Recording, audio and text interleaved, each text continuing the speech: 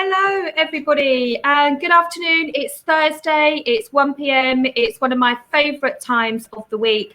So if you're watching us live, settle in with your cuppa and let us entertain you for the next 30 minutes. Because we were talking about this, ladies, weren't we? We're thrilled to have such, and really humbled as well, to have such a big list of guests waiting to come onto the show.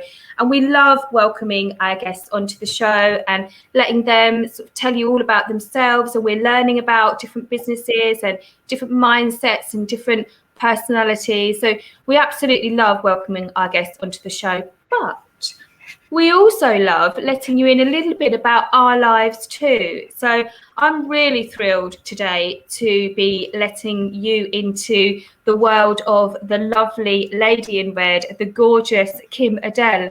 That is one of our blondes. So I'm going to be bombarding Kim, or we're all going to be bombarding Kim with some questions later on, and I'm really excited to do that. But before I do, blondes, what's been going on in your week? Carol-Anne, how's your week been? Very good, thank you. Yeah, I'm just feeling that for coaches, there's a lot of opportunity out there. The world needs coaches right now. So I'm getting a lot of inquiries. I know that the other coaches I know are saying it's pretty busy. And I feel very grateful and fortunate that my business has kind of been okay through all this. And in fact, coaches are in demand. People don't want what they had before. They want to make changes. They want the new year to bring something different. And I think what last year showed us is what we don't want anymore. And the great thing that coaches can do is help you find what you do want and get clarity. So I think people are really using 2021 to get that clarity now. So lovely, lovely positive vibes, basically. Yeah, and you are smashing it, Carol-Anne. You really are. Congratulations. Well deserved as well. Thank you. Penny, how's your week been? Yeah, it's been really good. Well, I'm pushing 5 working days into 2 because I've taken the first part of this week off to move my 93-year-old dad out of our family home into a very beautiful flat, but it's a bit emotional. Won't go there. But what I have learnt actually during the night, listening to BBC when I couldn't sleep during this week, is that in July last year was the largest ever month for startups. Isn't that amazing? 80,000 startups in July last year, which is really exciting, actually. I mean, gosh, doesn't that say a lot about the resilience of this country? And I know we're going to be talking about resilience. But today I was running a skills session for some of our Bit 100 members, and it was about program management. And we actually talked about the lean startup and how so many startups just dive in really fast and actually haven't done much planning and organizing and visualizing and thinking about it, and probably haven't got themselves a coach. So I suppose that's what I'm thinking about today a lot is, these startups and really honoring them, but also saying, calm yourself down and do some thinking time. Yeah, very good. Yeah, and I heard that statistic too, Penny, 80,000 startups. And yeah, I talk a lot, don't I, about the resilience and the grit of the SMEs, especially in good old Essex where I am. And when I heard that statistic of 80,000 new businesses, I was like, good for you. Many people built their business in the last recession. And this pandemic is going to throw out so many winners. And I'm so proud of them for doing that. So, yeah. So, Kim, I know we're going to come to you in abundance later, but... Firstly, apologies last week for not being here and ducking out, but I am now successfully on day 8 of self-isolation with my little pickle, who may well join us later. So if we do end up with a baby Elsa, forgive me, but that is, I guess, life. And I think what it's really helped me realise is I was already grateful for the life that I live and already really looking forward to being able to see people again and meet them. But I think in this last week, it's taught me all the other things that I appreciate that I had taken for granted. Like when you're just a little bit tired and you think, well, I'll go out and get some fresh air and we'll go for a walk. Well, you're not allowed to do that if you're in self-isolation, or you've ran out of yogurt and you go to the corner shop and you can't do that either. So it's made me realise how much of my life I was taking for granted that now I really appreciate. And I wonder how much more we get to be grateful for when we take the chance to be grateful for what we have. Oh, that's lovely, Kim. That's lovely. And, you know, we are going to talk about how resilient that you have been in your life in a minute. But again, another display of how you've adapted. You know, you never whinge, you never moan, like you're on your own with your daughter. It's day 8, but we've not heard a grumble from you. You've just got on and done it, because that's you, and that's why we love you, our lady in red. But I echo what all of you ladies have said, actually. And what I've noticed in my peer groups this week is the real community spirit is coming out now. And we saw this back in March, but not so much lately. But I've seen it. I had a real goosebump moment yesterday during one of the peer groups when one guy was really busy trying to export, and he's like, I haven't got the labour I need at the minute because of furlough, or not furlough, because of isolation, and I've got my warehouse is ready to be packed and I need to ship it. And one of the other ladies who owns a salon, who unfortunately can't be open at the minute, said, do you know what, I'm 20 minutes away from you, I've got all the time in the world at the minute, I'll come and help you, I don't want paying. And it really did, and it makes me goosey now just saying it. These guys have just met a week ago, and yet they're already, you know, willing to help out. I love that SME spirit, you know, that real sense of we're in it together, guys. You know, one's winning, one's not, but let's do it together. I love it.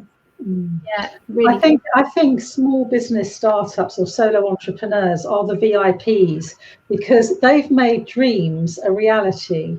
So you're in a kind of club of knowing the tough stuff, and so you do want to help each other, and I think it's fantastic. That's how we all grow. The VIPs, I love that, Caroline. I love that. Yeah, so great week, I think. Great positive week coming from us four. Okay, so I said that we're going to get an insight into the gorgeous Kim-Adele. She is our blonde resident nerd, IT-wise, I have to say, IT-wise, because she just gets us out of trouble IT-wise all the time. But not only that, I mean, to everybody else, a renowned world-class leadership coach. She spent 25 years spanning a career in C-suite leadership.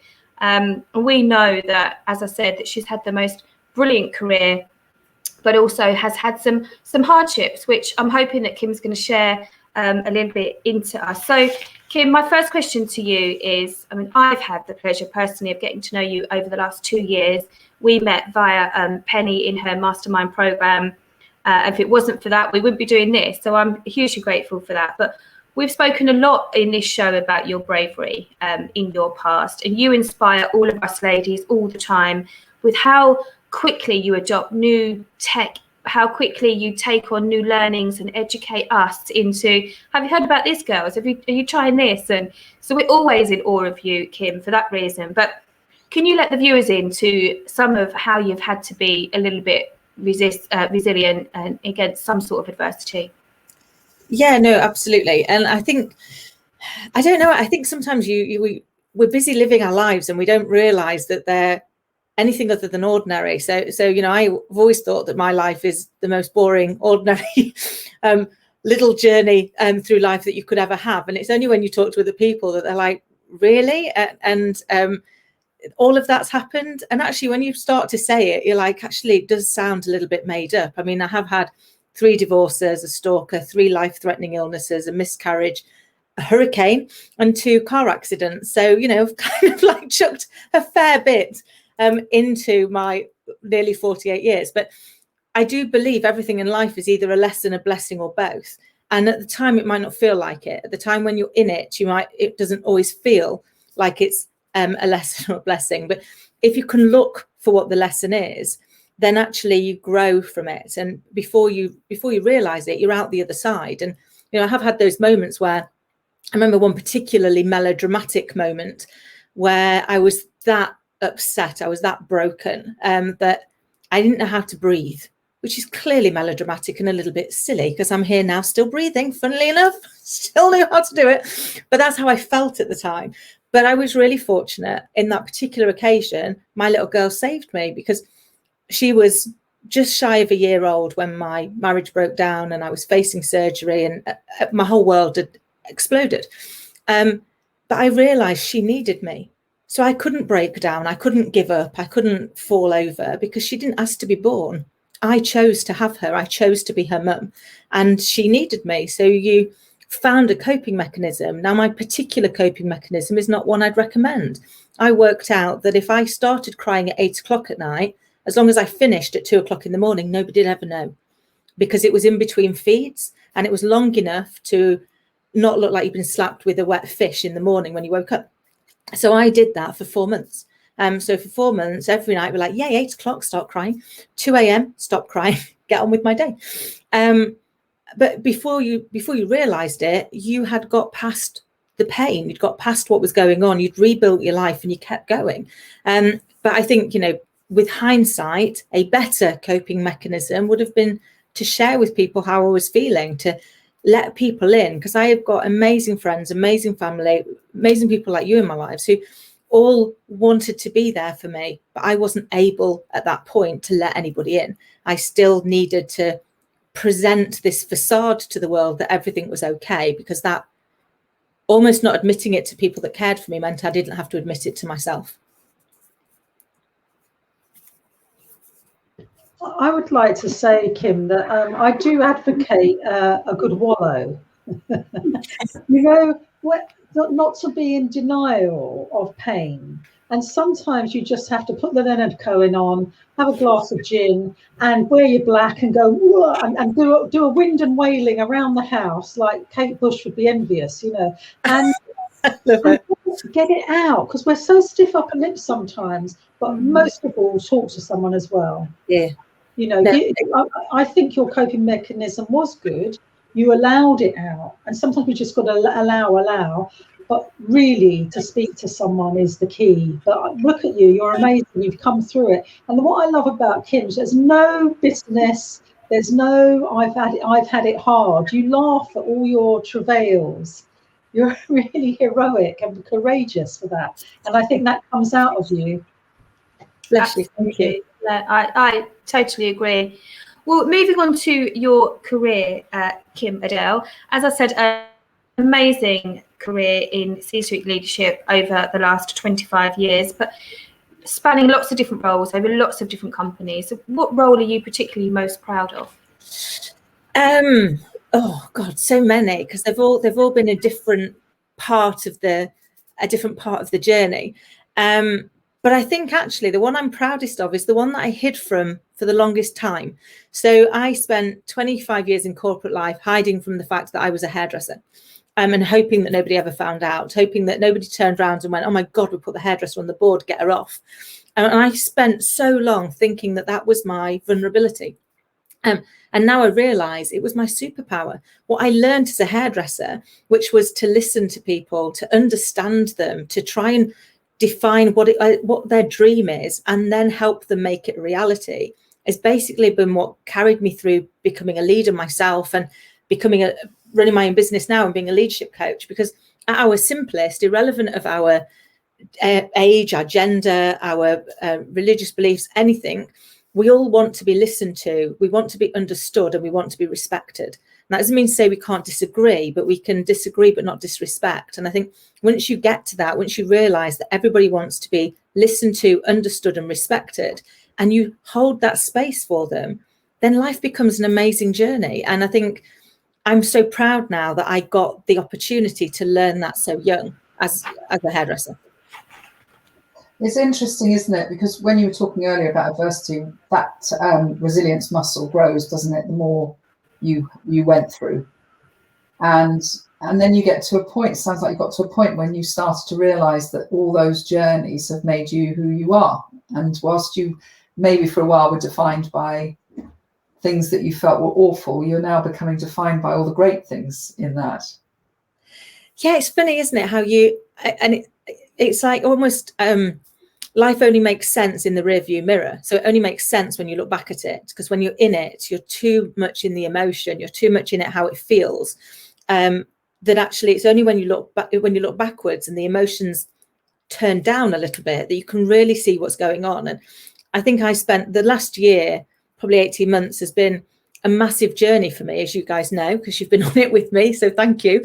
But in having to go back and look at my life and reassess how I viewed it, reassess what I was taking from it, and also for the first time appreciate myself.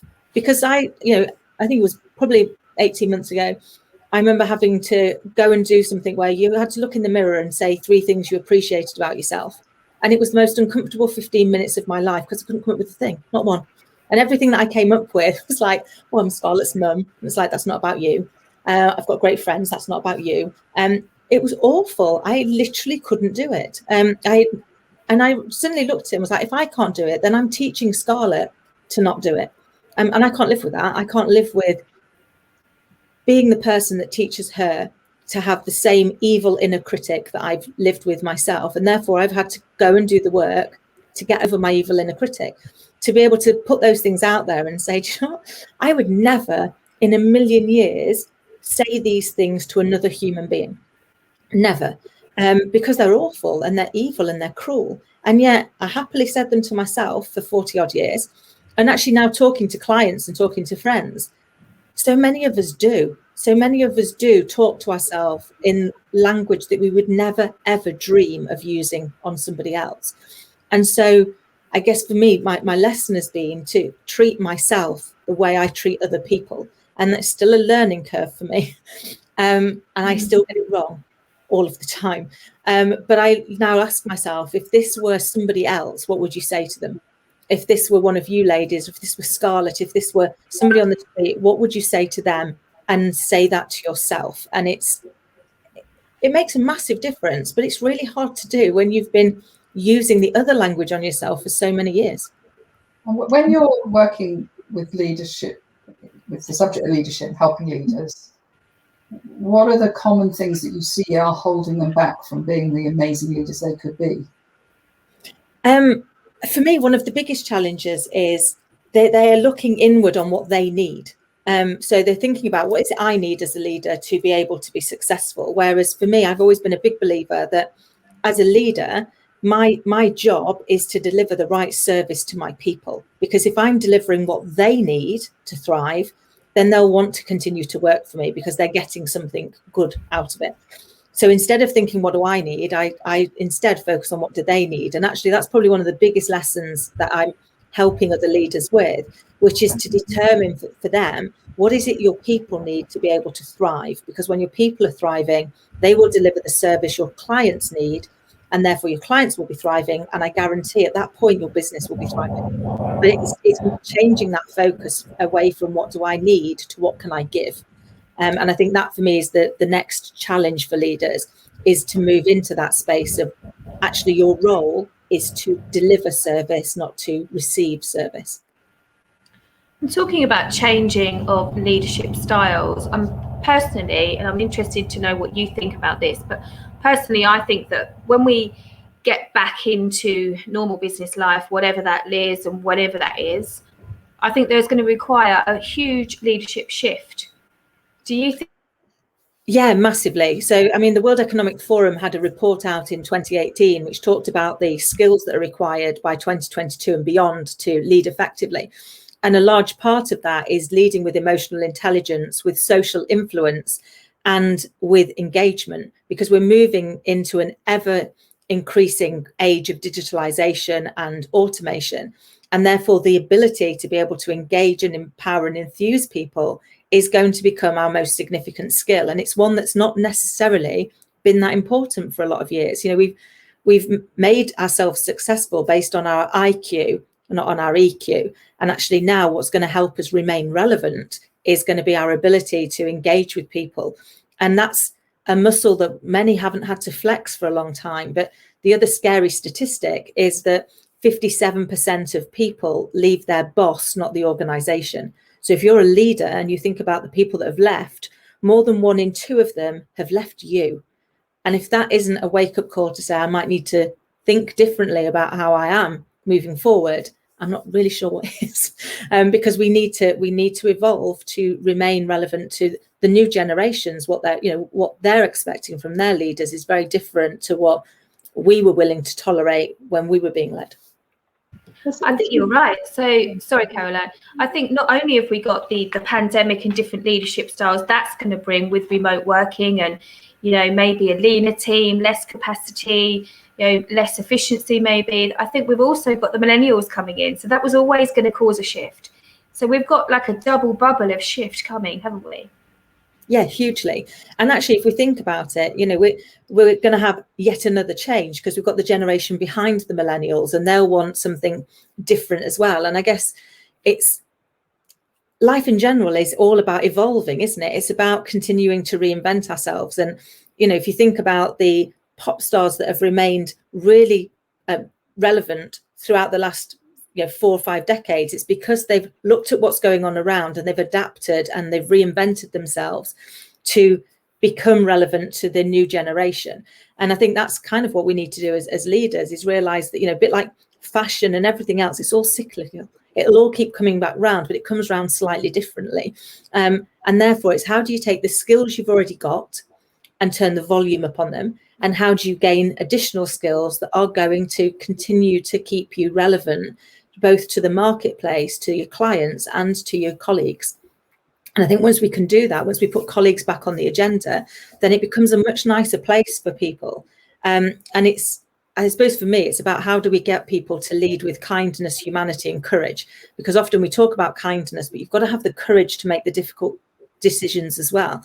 Sometimes you have to downsize an organization, or we have to cut costs and we have to cut people's jobs. And that's heartbreaking. I know I've had to do it. But it's about doing it with courage and kindness. So making the decision because it's the right thing to retain as many jobs as you can, but then being kind to the people that are being impacted and hold their hand throughout the journey so that they realize it's not them. They, you know, they're not being made redundant because they're not good at what they do, because they're not amazing people, because you wouldn't love to have them work for you. They're being made redundant because the reality is you couldn't lead them to a different place. But if you can do it with kindness so that they realize that actually they're great people, they are employable, you would love to have them back with you at the point you grow, then you can do it without causing damage to people. And I think that's what we're all here to do, is to learn how to lead people in the most effective way for them and for us, so that we leave people unharmed. It's interesting, isn't it? Because a lot of what we talk about here is personal responsibility and talk about culture and leadership. My first job when I was 19, I loved it so much, doing telesales for an IT company. I loved the culture so much. I remember thinking, if this company had a problem, I would actually work for them for free for a while to get them through.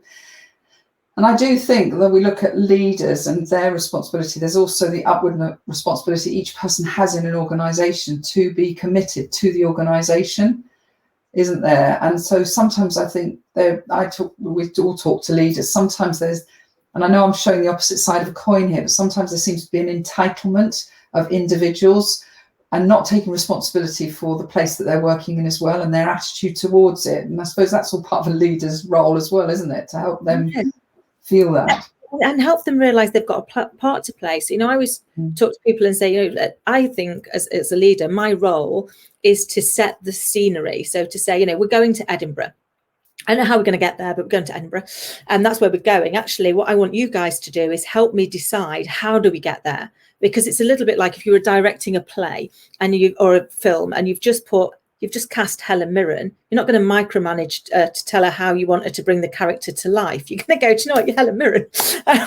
Like, we would just like you to bring this character to life however you see fit. And I think that's true of our people. If we can tell them, you know, this is the film in which we're in, and this is the character I want you to play, but now play it however you want to play it. Play it to the best of your ability. Bring your whole self to that role. Then actually that is the times when you've got those companies where you go, I would work for you for nothing because I'm committed to you, because actually you were committed to me. You were confident enough in who I was that you were willing to let me bring that role to life however I saw fit, rather than micromanage me into doing it your way, because that's when we're going to learn more. And I think, you know, Steve Jobs talked about it a lot, but I think that was one of the great things he did in his leadership style, was he encouraged people to be better than he was, to be brighter than he was, to be more intelligent, and to come up with the answers, because he was confident enough that actually collectively you were going to be stronger. And that's a really hard thing to do. And we know, you know, particularly in the environments we've all been operating in,